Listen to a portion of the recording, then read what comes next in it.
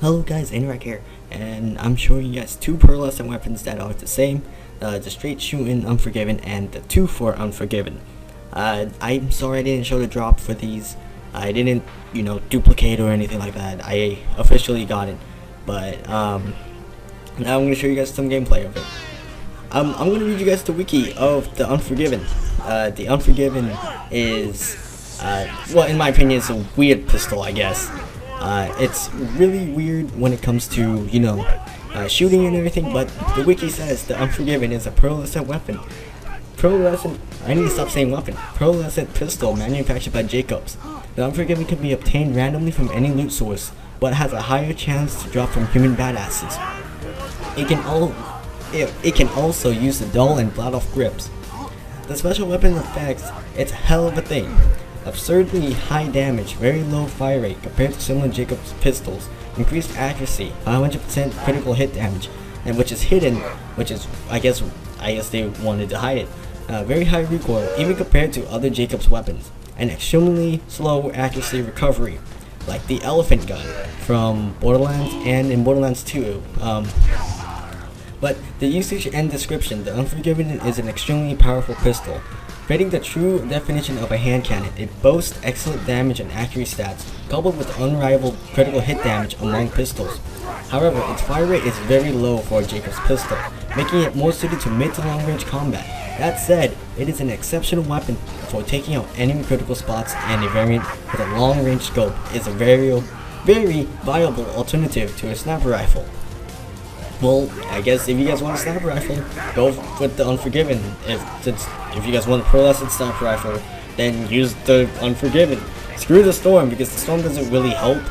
But trivia, the Unforgiven is one of the few weapons returning from Borderlands with a different rarity. I guess the rarity might have been white. I don't know. The Unforgiven is one of 4 weapons in Borderlands 2 to have unique white flavored text, with the other 3 being the Mongrel, the Flipper, and the Cradle. The line, "It's hell of a thing," comes from the 1992 film Unforgiven, directed and starring Clint Eastwood. The full line, "It's a hell of a thing, killing a man, you take away all he's got and all he's ever gonna have."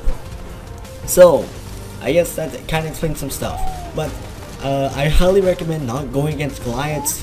As you can see, I think before, but I'm not sure, but don't go against Goliaths with this weapon. Goliaths are a good major pain when it comes to using the Unforgiven.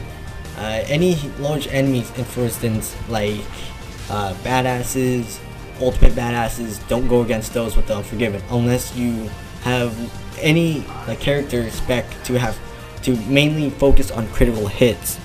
But that said, Zero isn't a good example, but for me, I don't like focusing on getting critical hits and so forth. That's why you see me messing up a lot on every shot, and therefore you just see me rushing around. Right now, you just see me just every now and just go walking over to him, like, "Hey, how you doing?" and so forth. But I'm using the sham. The first part was the B, and when it comes to the 2 for Unforgiven, I forgot to switch to the sham, because the instant I put on the sham, I actually died. So I guess that kind of screwed me up a bit. So I didn't get to show you guys how the gun is without the B shield.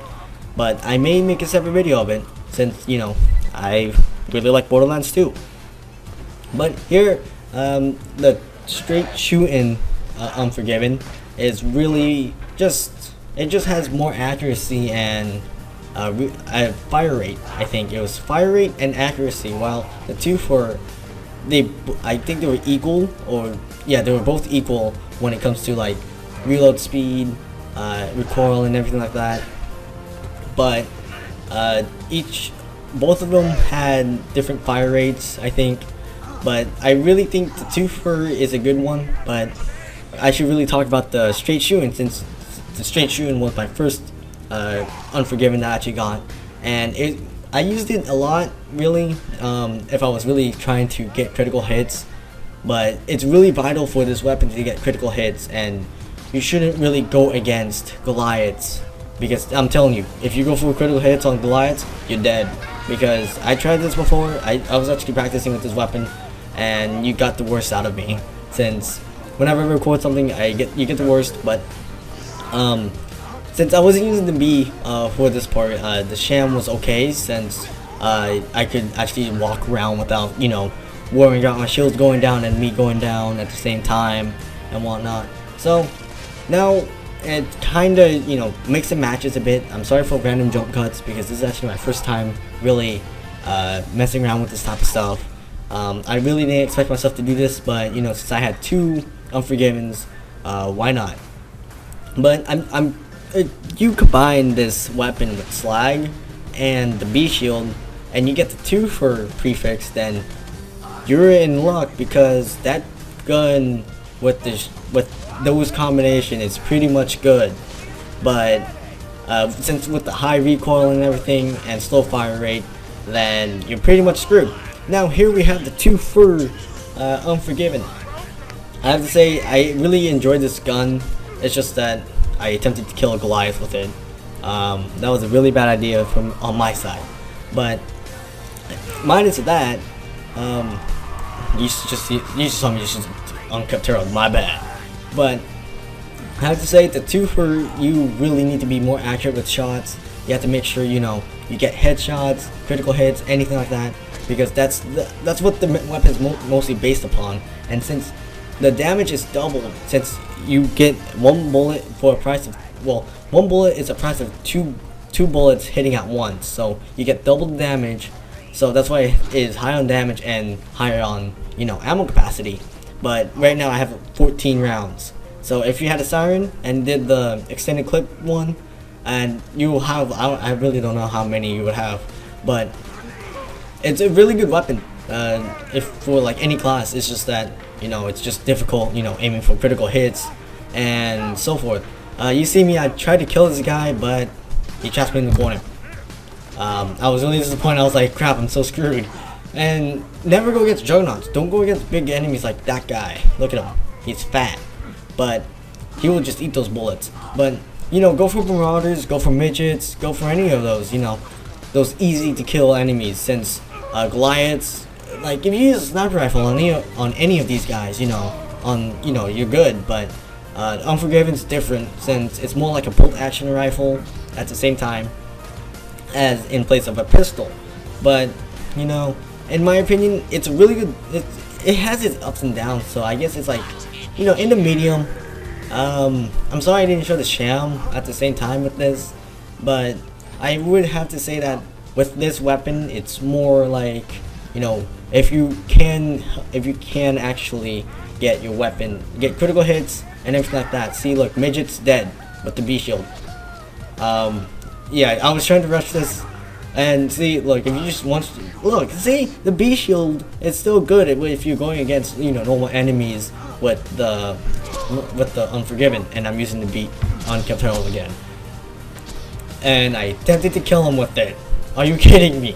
But I really don't know what to say more about this gun. All I have to say, just be careful on what you like, how you spec out your, you know, siren or gunzerker or your, you know, any of those characters. Since, you know, either way, it's kind of more of a zero only weapon, I guess. Since I realized that some of the weapons some of the Pearlescent weapons actually are mostly based off of Gage's skill trees and whatnot. But I don't know. I really don't know what to say about this. But this weapon's alright. But you know, you just have to spec out some of your characters to, you know, satisfy this specific weapon. Increase fire rate, you know, like those type of stuff. But with this weapon, it won't really be affected with, you know, there won't be much of a difference if you even use badass points. I had like a lot of badass points onto my assassin, and that's why, you know, I'm reloading really fast and whatnot. But it still wasn't enough to actually, you know, help this weapon. And it took me forever to kill this Goliath. I think I gave up on him. Or, you know, whatnot. Yeah, that's how long it took to kill a Goliath. A normal Goliath without getting critical hits. So this weapon is based on critical hits. So I recommend, if you want to use this weapon, I think 0 would be your best. decision to, you know, actually kill Goliath faster, or, you know, get for critical hits, and, you know, its flag and everything like that. I'm really sorry about these random jump cuts, because I really didn't know, like, you know, if I should put more into this, but I may make this a series if I can, but most likely I will just come in from time to time. But this weapon is absolutely good and bad, since with the high damage, the recoil's high, and, you know, it screws up, you know, the motion of everything. Freaking screws up the motion of the earth.